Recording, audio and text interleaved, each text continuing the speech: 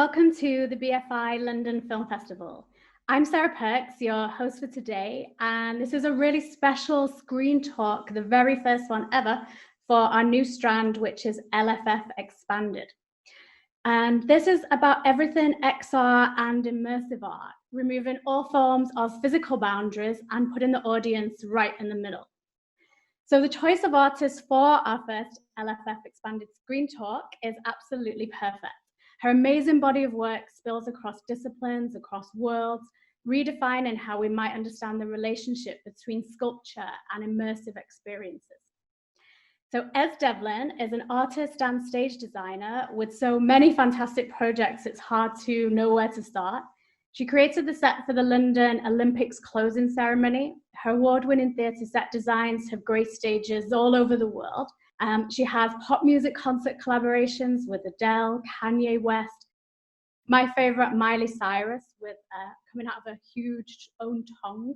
There's been fashion and opera, and more recently, Ez is getting a lot of attention for her impressive, detailed, and intelligent contemporary art installations. So because we're here as part of a screen talk series, I thought we would start with thinking about how your role might connect maybe to that of a film director. So film directors often construct a kind of self-contained environment, it's a collaboration, and there's usually like a cast of sorts. And your work is often based on talking to large-scale audiences, but creating a real intimacy. How do you describe your role? Yeah, I mean, it's taken different days, different descriptions, but I would say fundamentally, if you wanted to try and encapsulate what I and my studio do, it's effectively turning ideas into forms, trying to take something that's abstract and lacking in material, unless you count the neural synaptic connection sorts as material. It's taking that and giving it concrete form. So it's often a very contrasting series of processes. So it will begin with shaping thought in air, usually between a number of people. So it often starts with a primary source, a text, or a song, or a story. And then it'll move into conversation, passing that text or that song or that story between people, and a conjuring of ideas in air, in breath, in sound, in words, in things that you can change like that. And that's the most gorgeous, enjoyable thing, that you can construct whole possibilities in air and then in a moment swivel them around and turn them upside down, and they can change. And then, of course, things develop, things get drawn, things get extruded, expanded, built in 3 dimensions. And then suddenly you're looking at a whole load of heavy, brutal, concrete, metal, wood objects that then are very intractable and that won't take persuasion, and that are there and have to be dealt with. The beginning of their life has to be accounted for, the end of their life has to be accounted for. And that could not be more contrasting with the beginning of the process. So yeah, it's a life of extremes in some ways. And do you create it with a sort of, an intimacy or one kind of person in mind, or do you think about a kind of vast audience? I guess there's this crazy paradox at the heart of the experience of a mass gathering. And I must emphasize that right now, of course, this is an extinct medium, a temporarily, we hope, extinct medium. So it's sort of with extra clarity, I guess, that we're looking at our practice because it's currently in a state of temporary hibernation or extinction. And it's with great sadness that we look at it, but also with some clarity of distance, because we're not in the middle of it. But those gatherings of, say, 100,000 people or of 20,000 people, there's a paradox to it, because each individual person is there to have a one-to-one, one-on-one communication, right? They've come because they know every song that artist is going to go and sing. They have their own sort of beaded necklace of memories associated with that song. And that just is running on like a sort of acupuncture chakra line through their body, through their mind, through their memory. And yet it expands out sideways because everybody's having that experience and they know that they're having it communally. So they're sort of swaying together with the beat, the breath, the intake, the outtake of breaths that, you know, are the songs. And yet it's running in that other Z dimension through them, through their personal memory. So it's a very, very special and beautiful combination of one-to-one all together at the same time. I've been really admiring your statement as artistic director for next year's London Design Biennale, and hopefully it will take place. And the theme that you have brought up is resonance. Can you tell us a little bit about this idea? It's really interesting because that word resonance came from, again, an effort to give names. I love giving names to things. I often change them, but as the names evolve, I find my understanding of things evolves. And at the time, I was actually doing a talk with Jeremy Deller, and we called it Voice Space. We were talking, he was really investigating what does music look like? And I started through his lens, through the help of his lens, to view my own 20-year practice as actually a series of making musical instruments. That in a way, these big kinetic sculptures that I was making are a way of playing the music visually. So I started to think about objects that resonate, objects that pass energy and meaning on. And of course, you know, I then read the book that's become a real guide to me at the moment by Mark Wigley and Beatrice Colomina called Are We Human?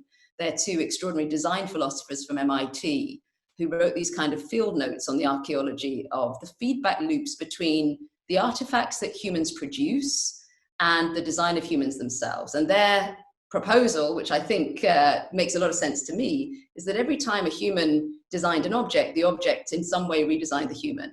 So the humans designed the flints redesigned the humans designed the smartphones redesigned the humans, and there's this mutable species of us that's constantly being redesigned and redefined by the objects that we design. So what we were really looking at there is this word design. And again, Mark and Beatrice are very, very succinct on this. They say, listen, this word design has sort of come to stand in for good, right? You say designer hotel, designer interiors, designer drugs, designer this, designer holidays, as if designer just means good. But of course, guns are designed, prisons are designed, taxes designed, penal codes are designed, all sorts of things are designed that don't bring about the evolution or the benefit of the species. So to really examine this word design, and as designers, because my role as artistic director of the London Design Biennale is to try and sort of provide a context for a whole group of designers who are coming from all over the planet to London, we hope,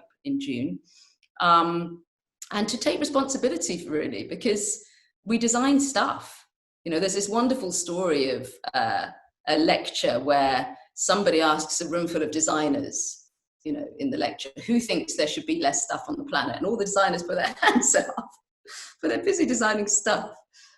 So yeah, it's on us as designers to, you know, design in a circular way, to design the end of the life of an object and not just the beginning.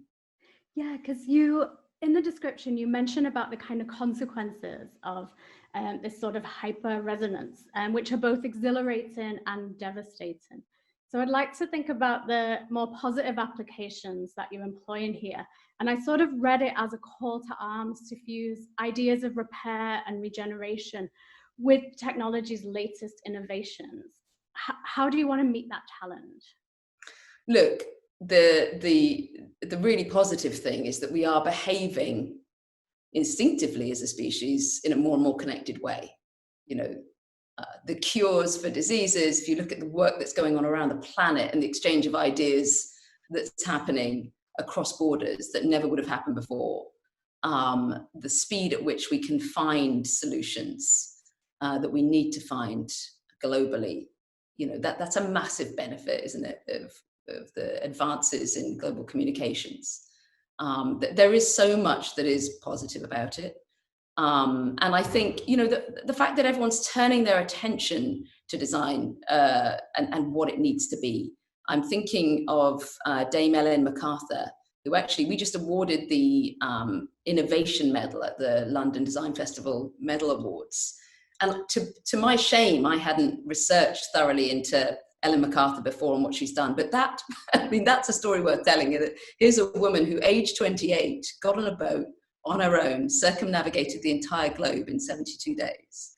And then you think, right, 28 is such an important age, isn't it? And at 28, there she is on her own on her boat. And what's she thinking about? She's thinking about this planet because she's actually going around it. And now she's retired and she's devoting her entire practice at the moment to perpetuating ideas about the circular economy and about circular design. So she's a yachtswoman, right? She's talking to designers. So, you know, design has ceased to be this enclosed box of people, you know, determining what it is that what are the objects we will interact with? What are the objects that will end up on our landfill, right? They can't work in isolation. That has to be an interaction with everybody who's got a, you know, I mean, as Timothy Morton brilliantly says, the eco-philosopher, he says, there is no away. You know, we talk about throwing things away. There is no away. There's no away. You know, and that's been a huge evolution in our thought. When I was a kid, we thought we threw things away. Now we know there is no away. Yeah, we always thought that progress was something that would keep going, that there wouldn't be an end, that things would continue. I also love how this connects to the vast artwork that you created last year for the Pitt's Hanger Manor and Gallery in London, a piece called Memory Palace. And it's a big kind of 18 meters wide, made of bamboo sculpture. And it's also a map of human history. So within this, you put significant moments you selected, including kind of prehistoric cave drawings to the steps where Greta Thunberg did the first climate strike. I just really got into it because as a curator, my strategy is about putting kind of, you know, seemingly disparate objects together to create new dialogues. Can you tell us a bit about your journey of how you approach creating Memory Palace? Well, listen, I'm so glad you asked about that work in little old Pitt's Hanger in Ealing. And, you know, what's extraordinary is the number of people who actually got out there and saw it. So I'm super grateful to that. Listen, it was a remarkably uncasual endeavor. When John Leslie, the curator at Pitt's Hanger, said, you know, here's a beautiful room, Anish Kapoor has just done this wonderful work. What do you want to do? And I sort of had this idea. To be honest, memory palaces are something I've been thinking about since I was 16 years old, and my English teacher gave me a book about them called The Memory Palace of Matteo Ricci. And I guess always I've been fascinated in the turning of the abstract and the purely cerebral into the concrete. And architecture has always felt like a fantastic place to try and express that fascination. And a memory palace, just those two words, the abstractive memory and the concrete palace, just put those two words together and I'm happy. But this was a work really made, again, in response to the reading I'd done of Timothy Morton's work on eco-philosophy and a writer called David Abram, who I've become very interested in, he's actually an eco-philosopher who was originally a sleight of hand magician. And he's written a book called The Spell of the Sensuous and another one called Becoming Animal, which I highly recommend. And Timothy Morton's advice is, at the time, and I don't know if it's changed, but his advice really was to artists, if they want to try and be of any use in resonating and propagating ideas around the shifts that humans need to go through to make their stay on this planet more sustainable and longer. His advice was stop preaching and start amazing. He said, you're not going to get anywhere by preaching to us. Just please amaze us. As artists, please amaze us. And I took that note, and then I thought, well, what if I could also offer some kind of consolation and say, listen, as a species, we have shifted our perspective. You know, it feels hard. I remember reading Naomi Klein's extraordinary book, This Changes Everything, in 2013 on climate. And at that time, it's really interesting. If you reread the beginning of that book, she says at the very start of the book, you think about climate change and then you think about something else for a while. And then you come back and you think about climate change and then you think about something else. And actually, since 2013, we've evolved quite a lot.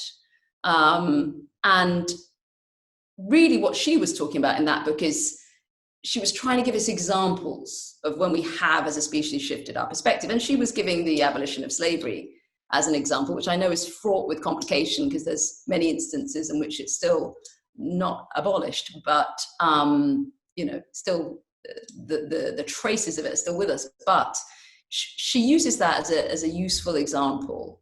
And I wanted to sort of take that spirit and go, okay, let's go through our entire history of 73 millennia and think about all the times, in my humble opinion, and that of my studio, it's a very personal approach, that really minds did shift. I mean, we used to think the earth was flat, and now most of us don't.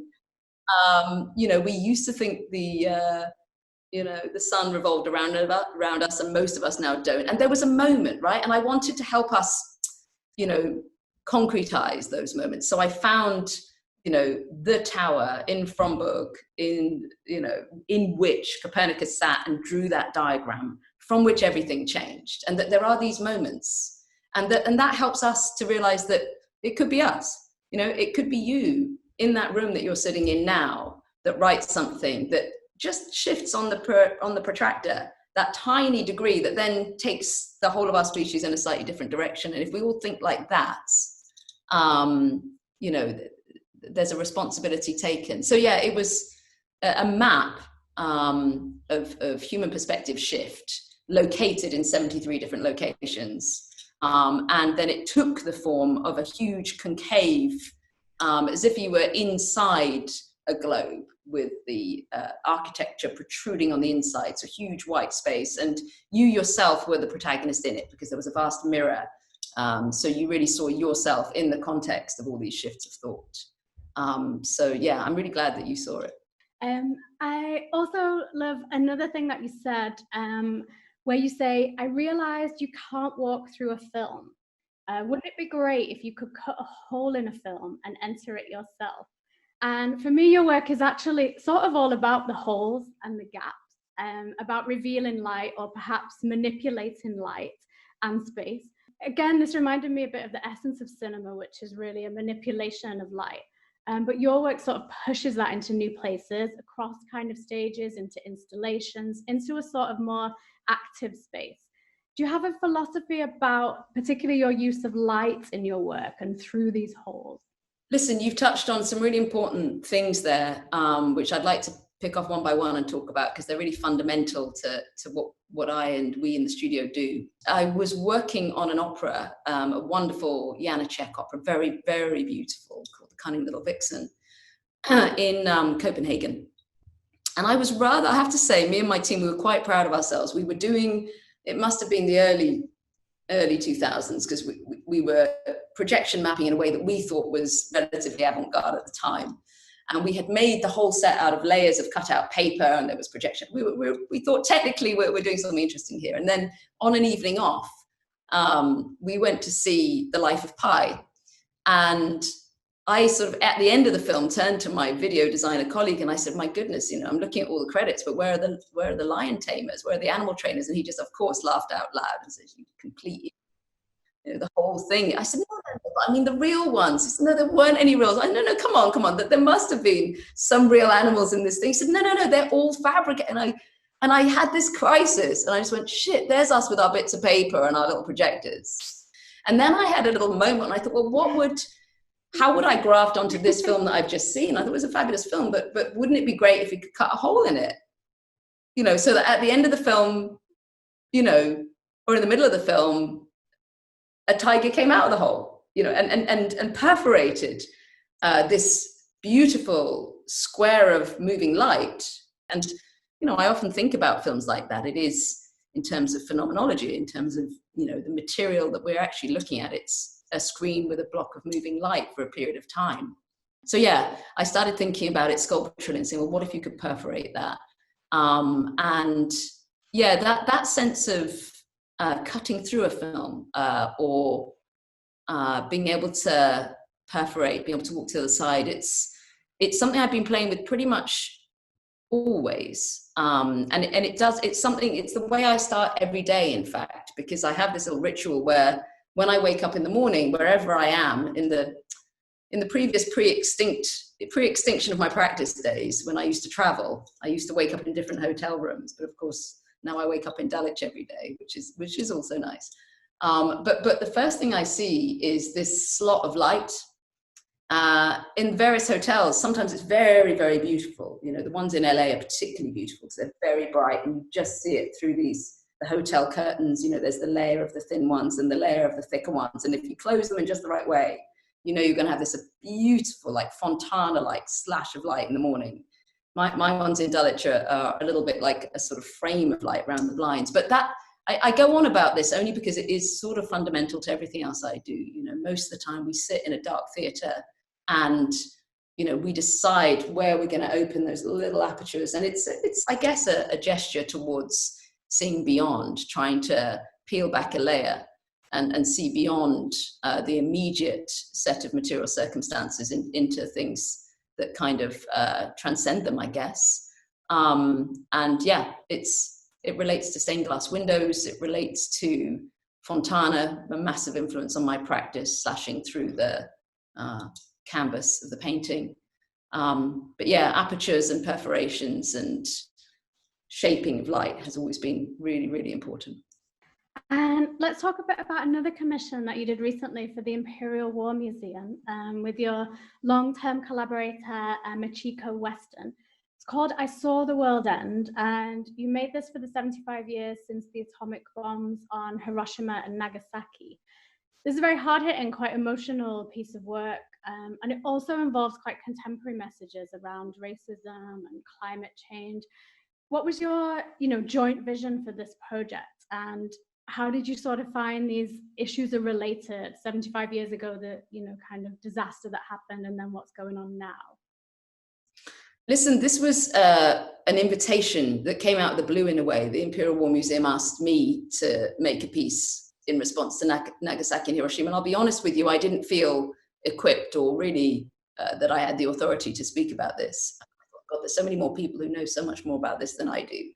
But I took it to Machiko, who's been working with me in the studio for 12 years, who's Japanese. And I said, listen, you and I have never spoken about this. What if we have a go? And I said, how about if we're separated for the first time in 12 years, you're working in your studio in Borough. I literally haven't seen Machiko hardly for 6 months. So she did all her research in Japanese, only Googling in Japanese. I did all my research in English. And it was really her that came up with stuff that I didn't find at all in my searches, particularly the letters that President Harry Truman had written to his future wife when he was he was in his early 20s. And he clearly demonstrated, through no fault of his own, through the context in which he was brought up, a profound, ingrained racism. And the interesting point was, could one bring this to bear on the decision to, inflict this bomb?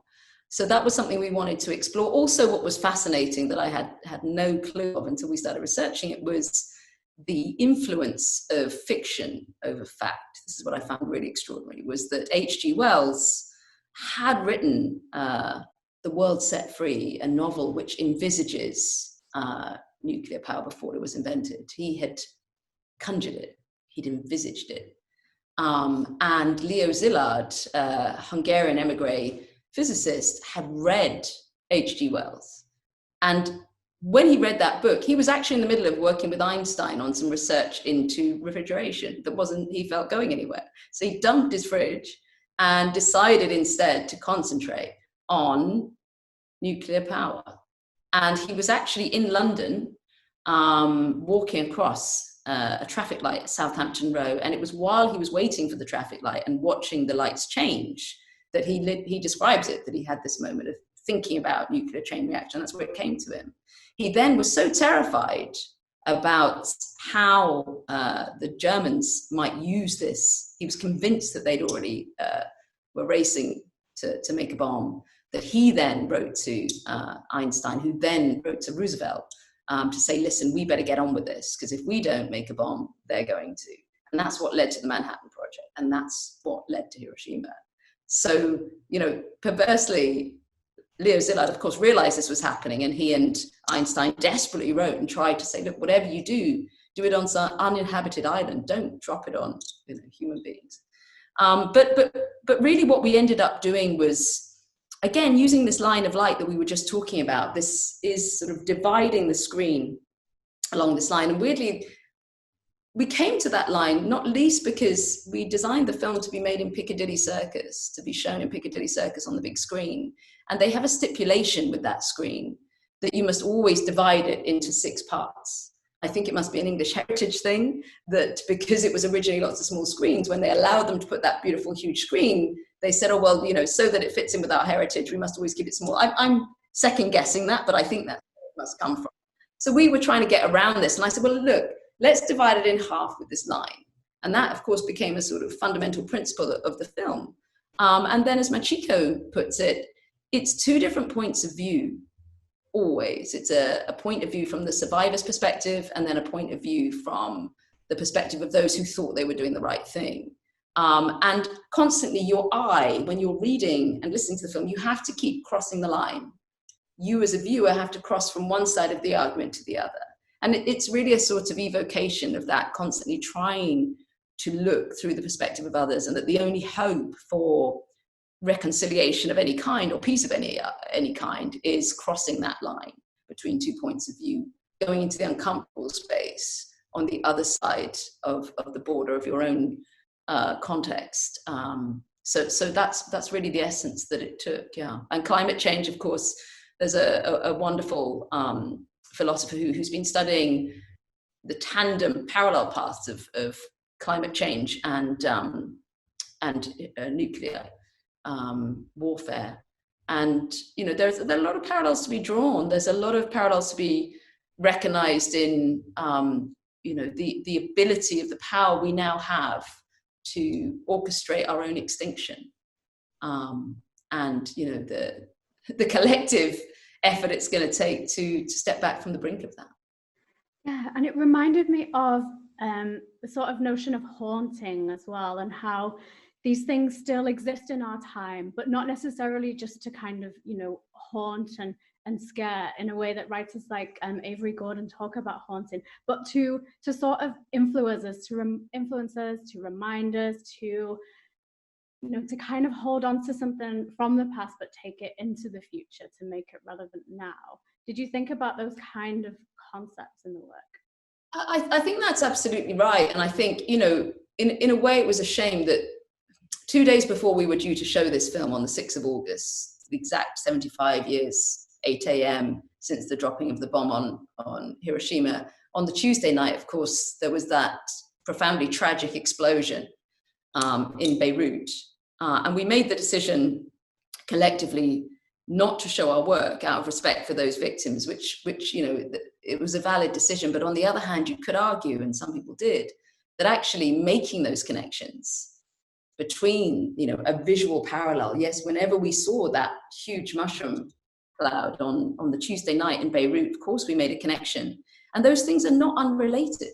You know, there was a carelessness. People thought they were doing the right thing in storing whatever they were storing in those buildings in Beirut, or whatever reasons they did it for, which I'm sure had logic associated with them at the time. But clearly there was a carelessness, there was a lack of consideration for human life, which led to that. And there are parallels.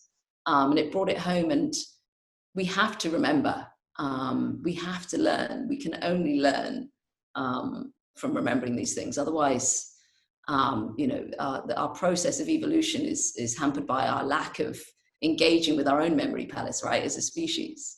So yeah, I think it's incredibly important to, and those, you know, survivors' words are incredibly potent. You know, we just read out the words of the Hibakushi, the Nagasaki and Hiroshima survivors, and we have something to learn from them. You know, not just in relation to nuclear power, but to nuclear weapons, but in relation to climate change. We have something to learn from those who felt they were about to see the world end, or they felt they saw the world end. We have a lot, they're very precious to us. And by the way, they're not going to be alive much longer. So, you know, that we're reaching this point where if we want to cling on to that one-to-one oral history we must listen to them while we can. Yeah. Let's do the part of the talk where we chat about how you got into everything. How was there a childhood moment, for example, that you realized you wanted to be an artist and a designer?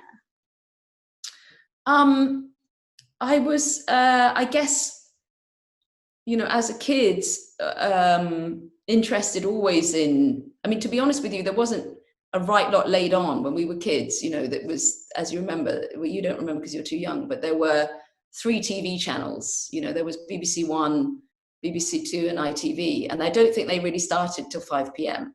So, I think if you were off sick and you watched telly in the afternoon, it was the Open University or Pebble. There was a thing called Pebble Mill, which was really boring. So, you had to find stuff to do. I remember there was a girl with a chalkboard for many hours.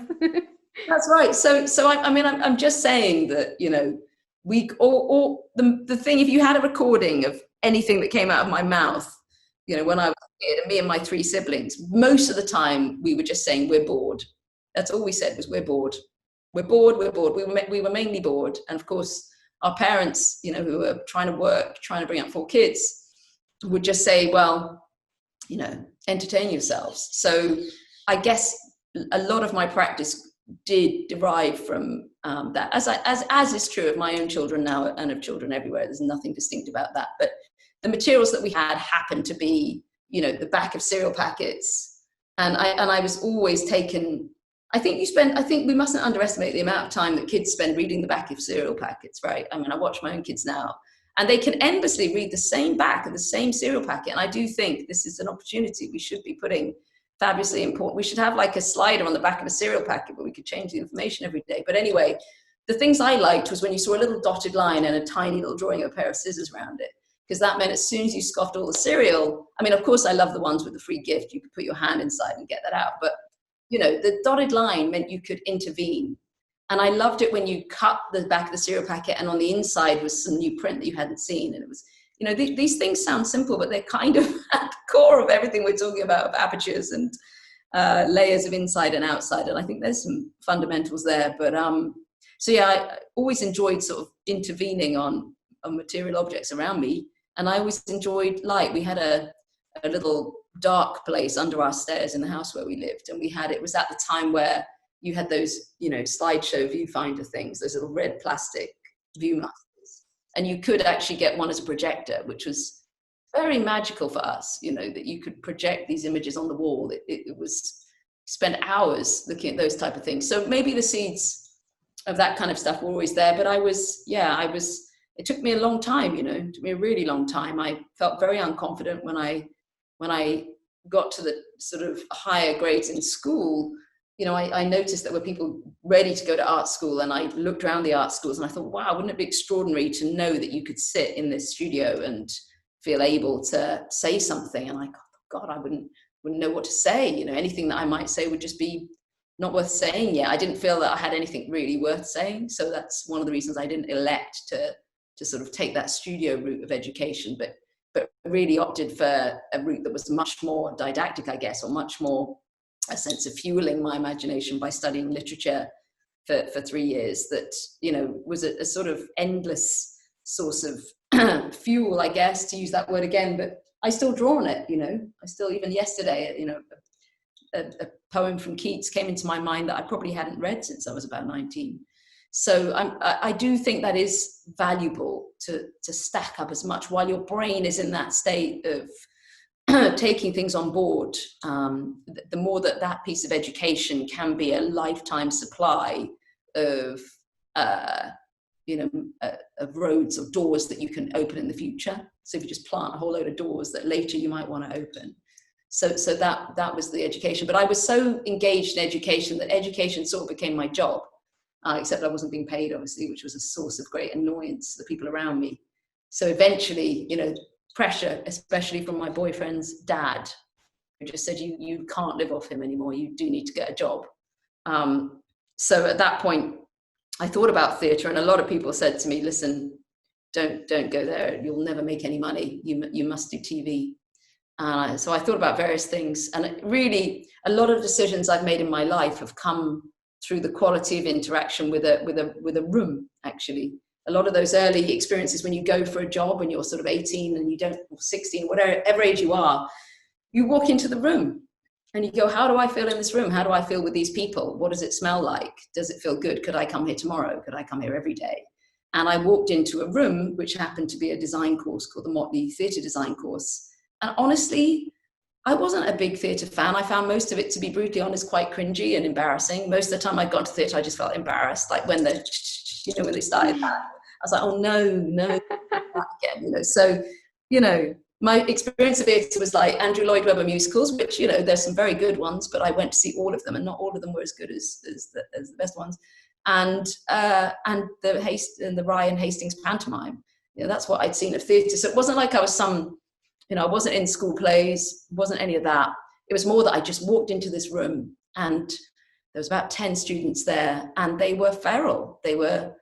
Clearly they'd not slept. Clearly they'd been living in this place, not leaving it. It was a 24-hour studio. It kind of stank. I think I saw a mouse, or certainly some mouse droppings. There was pot noodles.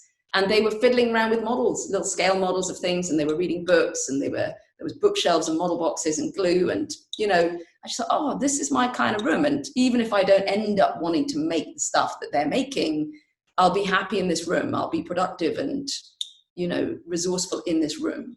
And I really advocate that, actually, to anyone who comes to me around the age of 16 and says, I don't know what to do. I just say, walk into as many rooms as you can and stay in the ones that you like the feeling of, The rooms lead to the people, and the people lead to the rooms.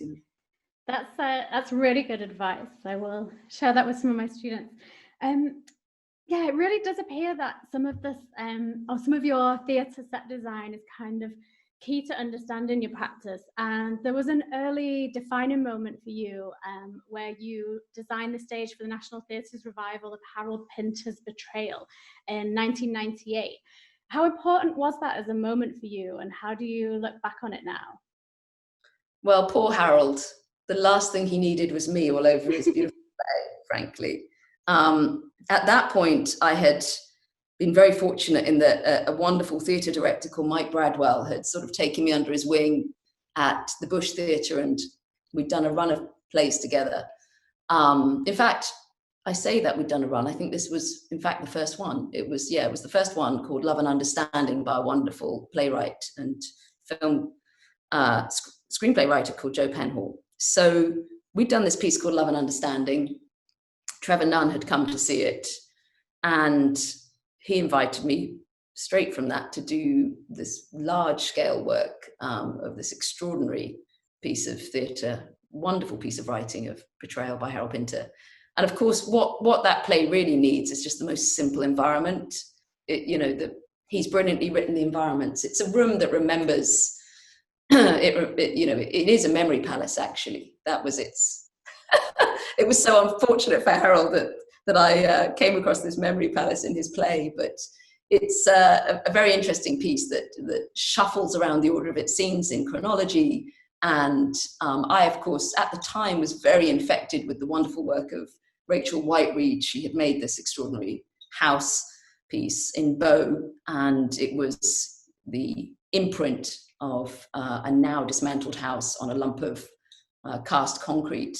And really, at the time, I guess it's interesting that my sense of authorship was still so unconfident that I actually said to Trevor, listen, I don't think we should do this show on the Littleton stage. I said, this house is the absolute embodiment of this piece. It's a chunk of memory. It is, remembering each of these locations, and sort of, it's the archaeology of a relationship being, excavated between these three characters. And we should just ask Rachel and do it there. We should take the audience and we should project, to bring these sites to life. And I had it all. And I wrote to Rachel, who I didn't know, and said, can we do this?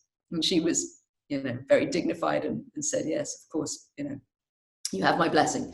And in the end, of course, it wasn't practical, but we did really, in a very direct homage, we took each of the scenes that this thing takes place in and made these Rachel Whitereadian impressions of them, and then projected on them. And of course, it wasn't enough for me that, these projections would sweep across. I needed all the furniture to sort of be sweeping through the space. So we had, you know, very complicated travelators and, you know, so yeah, it was the right gesture, but probably done with perhaps a little too much enthusiasm, let's say. But yeah, it was an important and very exciting step at the time.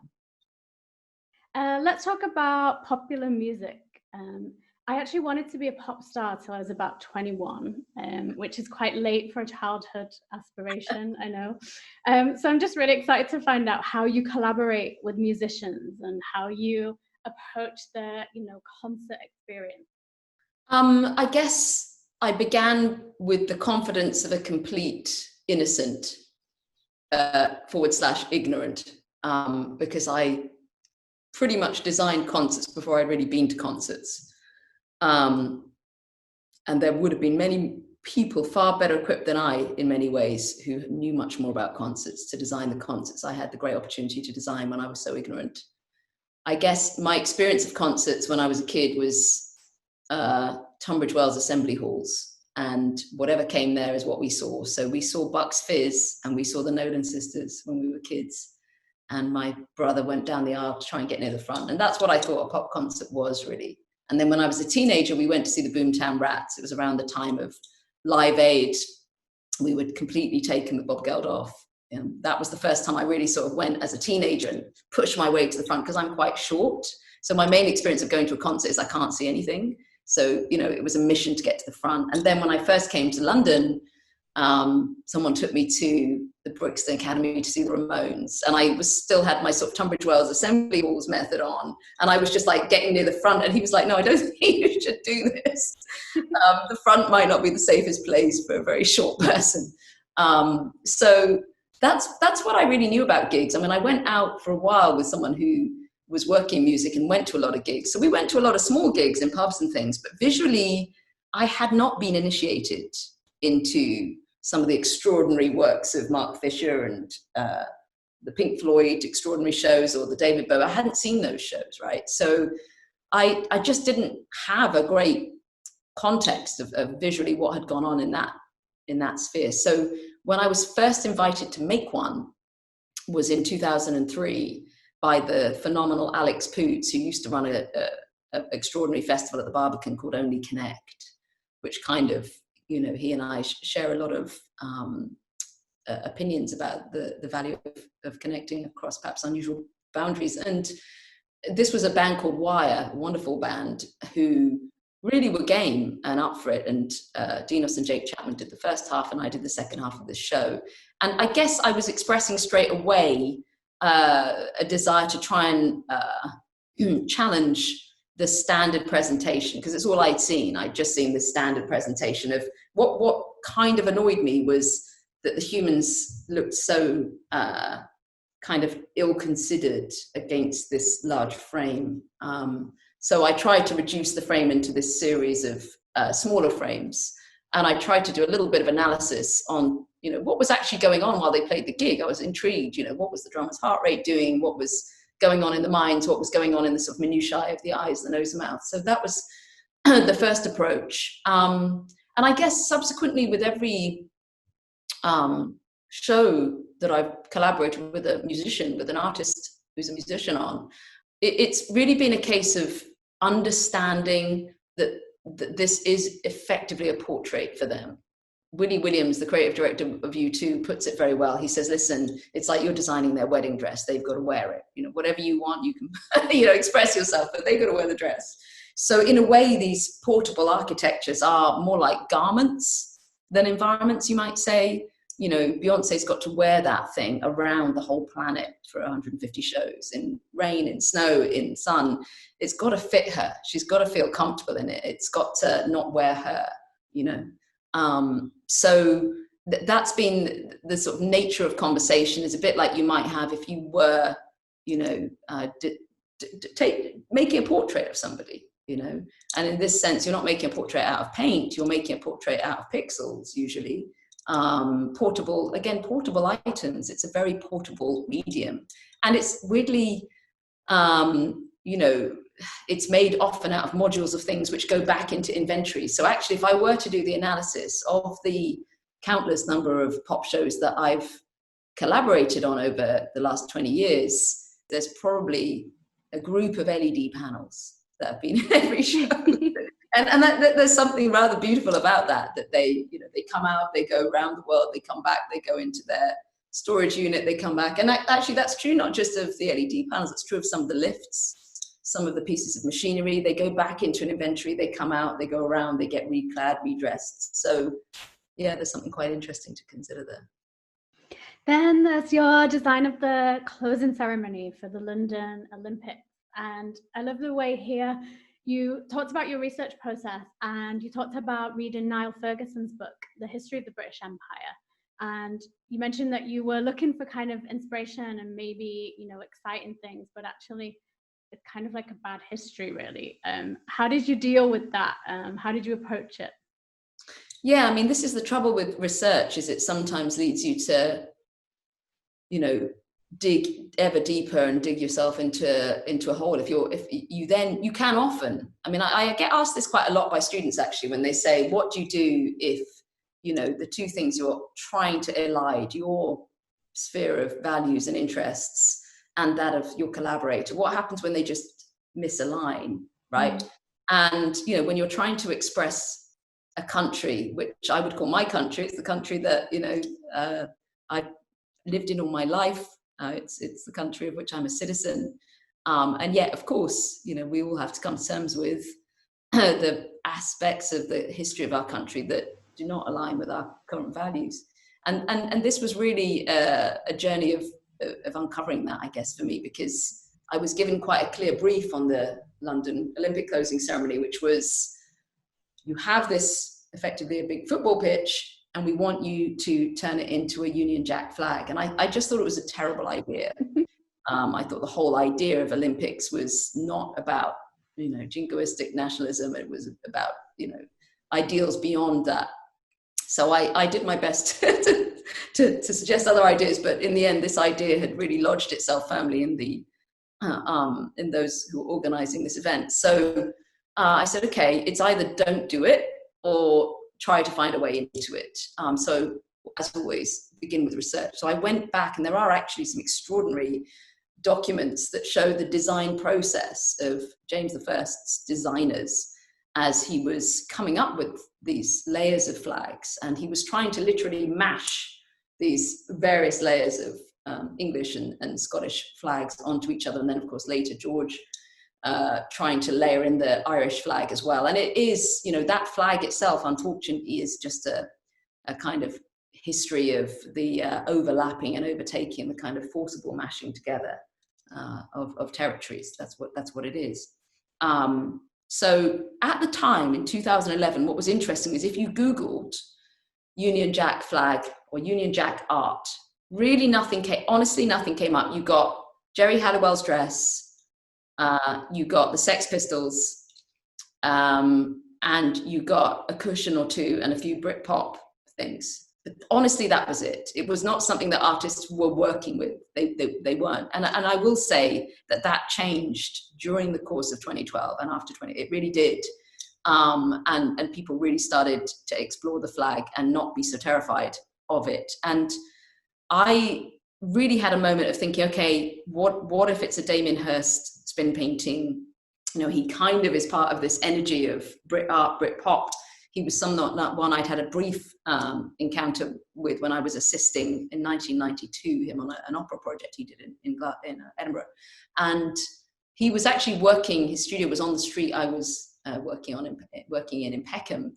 So I went round and asked his team and said, listen, is there a chance? I'd found, and my studio had taken one of his spin paintings and rather audaciously recolored it red, white and blue and said, would you consider this? And I showed him how it would look, and he was into it. And that worked for me. It had the sort of anarchy of, the Sex Pistols torn and safety pinned flag with the champagne cork explosion quality of celebration that we needed. And we were so nervous in the lead up to 2012, if you think about it. You know, I actually had designed a huge cover covered in grey clouds because I was so convinced it was going to pour with rain that I wanted to have this moment of peeling the cover off. Mercifully, we ran out of time and didn't even have time to put it on. But yeah, I think it's a real mark of how we've evolved in our attitude towards that flag since 2012. Another piece of yours that I've really admired from afar, if you like, came out of your long-term collaboration with Louis Vuitton. And it's where you worked at the Niterói Contemporary Art Museum in Rio, in Brazil, or just outside of Rio, because it's one of my favorite buildings. And I think at that moment when I saw what you'd done, I thought, this artist is fearless. You know, you're taking on Oscar Niemeyer's then, you know, groundbreaking architecture. Do you have that sort of same, you know, desire that he had to like break the conventions and the traditions? Very little credit should go to me on that. Honestly, that building, you stand in the presence of such extraordinary sculptural greatness.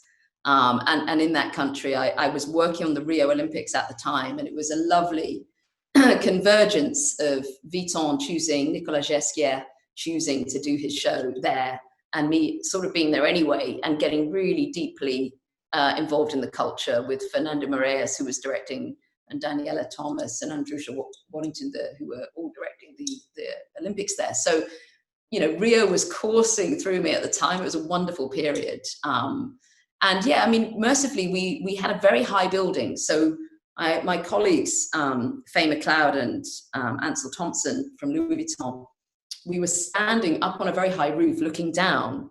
So we were able to talk to each other and move these seatings around. And each seat had been based on forms and shapes that we derived from, you know, the Burlo Marx, the extraordinary artists, graphic designers, and architects and musicians of that place.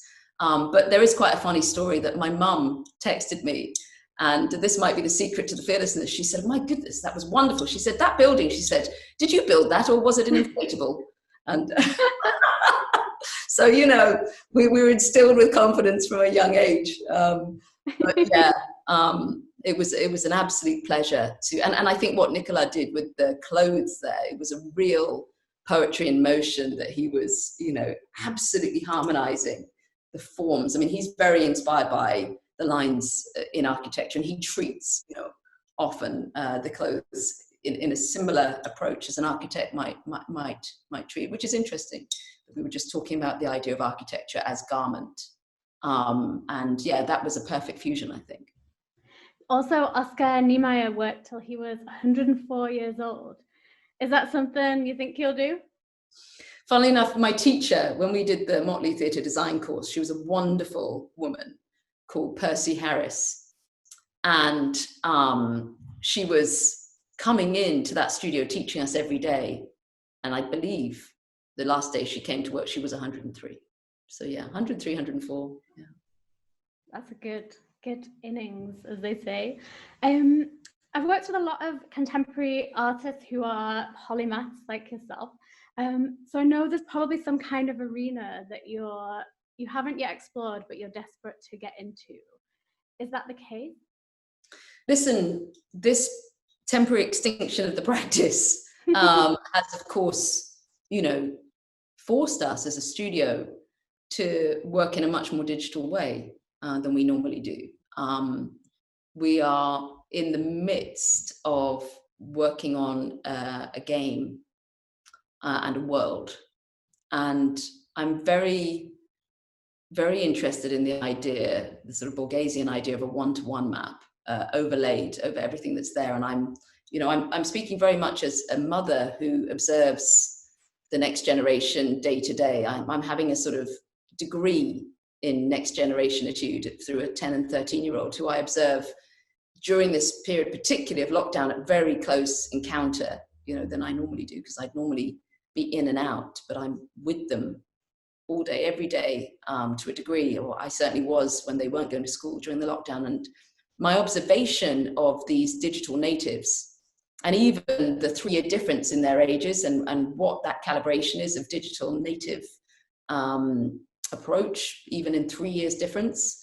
I'm very interested in the sort of neuromirroring that goes on when you are daily in a digital map like Fortnite, and how your memory palace then becomes built up of muscle memory absorption of these digital places. And I guess my ambition is to see, is there a way to take the energy and the focus through a digital means back out to the physical world, right? Is there a way that rather than the digital becoming a wonderful, beautiful, seductive hall of mirrors in which it's self-sufficient and we don't really need the biosphere, right? Because this hall of mirrors is so profoundly enchanting. Is there a way that the hall of mirrors can keep leading us back out to our connection with the biosphere? That's really what we're focusing on. So yes, I guess this arena of digital placeness, taking everything we've learned about concrete, material placeness, and seeing how can that be expressed through purely pixels. That's the next frontier, I guess. Yeah, and this is very much what we're about with LFF Expanded and these new relationships with technology. But do you think the technology fundamentally changes storytelling? So using whether it's artificial intelligence or digital augmentation, do you think it is a different way of telling stories? I do. I mean, I spoke about this recently in a talk, so at the risk of repeating myself, I'm going to quote again the wonderful choreographer Akram Khan. During the lockdown, I did a series of interviews actually for a book that we're making. And I interviewed a lot of my peers and colleagues, and Akram so brilliantly expressed this. He said, listen, what he was grieving most in this period of temporary hibernation, extinction of our live theatre performance practice, music practice, he said the quality of time when you were performing, when you were sitting in a dark auditorium, receiving a performance, time passes in a way that's not governed by mechanics or by digits. It's the way that time has always passed, for millennia prior to the onset of mechanical and digital forms of timekeeping. And it's a storytelling time. It's a time where seconds and hours are expandable or contractible depending on the quality of story. And it's the way that our bodies have evolved, and our minds and our muscles, everything about us evolved to be able to live in this way and to receive story in this way and to define our inner selves in this way, I guess. And I think that the key thing we have to learn from this period of temporary extinction is what we would miss if this part of us were to become permanently extinct. I think it's a rehearsal for part of us becoming extinct. And actually it's already to a degree happening. Like when you watch a pop show, occasionally you'll notice that the lights are moving in a certain way, and it's because they are running off time code. So the time code is the digital driver that's telling the video what to do, telling the lighting what to do, and is all derived from a click based in the core of the music, right? So in theory, it's a wonderful, and in practice, it's a fantastic way to keep everything together. But in our hearts, we know that this is being digitally driven, right? And there's a very great difference when a band turns the track off and you know that the only real beat that's driving the performance is breath, the human breath of the audience and the performer, syncing with each other. And we mustn't let, I don't think, I would advise that we protect and nurture that part of ourselves. And maybe this little rehearsal extinction will give us pause and make us treasure and value that part of ourselves and try and prevent its extinction. I mean, that said, there are fantastic ways through, virtual experience, the neuro mirroring, even I went for a swim in Fortnite. I couldn't go for a swim anywhere else. It was really refreshing. We've done some research. A play we did called Ugly Lies the Bone was all about a burns victim who really was genuinely aided in her healing by the experience of spending time in virtual worlds that were freezing. So there's no doubt that this is a fabulously rich next frontier for all of us. And I'm not in any way being, Luddite about it. I just think let's preserve the animal in us as well as the digital creature. Yeah, well, I think that's a perfect way to end the screen talk and conversation. And I think that's, such a big thing to think about and how we move forward from this particular moment in time. So Ez, thank you so much. It's been a real pleasure. And thank you for being our very first LFF Expanded Screen Talk. Good luck with all your future projects, and thank you. Thank you so much.